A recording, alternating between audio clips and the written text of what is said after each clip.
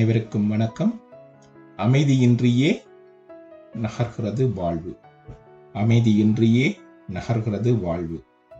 உண்மையில் அவர் இவர் கதைகளிலேயே உன் வாழ்வினை நகர்த்தாமல், அவர் இவர் கதைகளிலேயே உன் வாழ்வினை நகர்த்தாமல், உன்னை நீயே உள்வழியாக நோக்கி முன்னே வைக்கும் தடத்தை கவனமாக வைத்து நட.